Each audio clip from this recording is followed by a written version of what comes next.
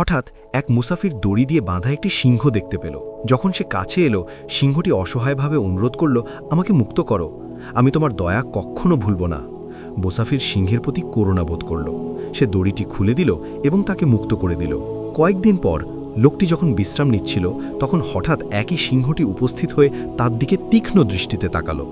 ভ্রমণকারী চমকে উঠল এবং জিজ্ঞাসা করল, কি হয়েছে, তুমি আমার দিকে এভাবে তাকিয়েছ কেন? সিংহ উত্তর দিল, আমার স্বভাব স্বীকার করা, আর এখন তুমি আমার জন্য সবচেয়ে সহজ শিকার। লোকটি অবাক হয়ে উত্তর দিল, আমি তোমাকে বাঁচিয়েছি, তোমাকে নতুন জীবন দিয়েছি, আর এখন তুমি আমাকে খেতে চাও? তর্ক যখন তীব্র হয়ে উঠল, তখন দুজনেই তৃতীয় পক্ষের কাছে ন্যায় বিচার চাওয়ার সিদ্ধান্ত নিল। পথে তাদের একটি উটের সাথে দেখা হলো এবং পুরো ঘটনাটি বর্ণনা করল।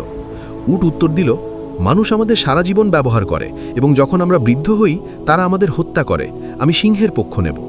ভ্রমণকারী এবং সিংহ এগিয়ে গেল এবং একজন দরবেশের কাছে গেল। দরবেশ পুরো ঘটনাটি শুনলেন।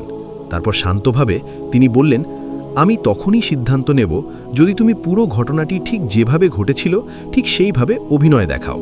তাই ভ্রমণকারী সিংহটিকে আবার দড়ি দিয়ে বেঁধে ফেলল, যেমন সে আগে করেছিল।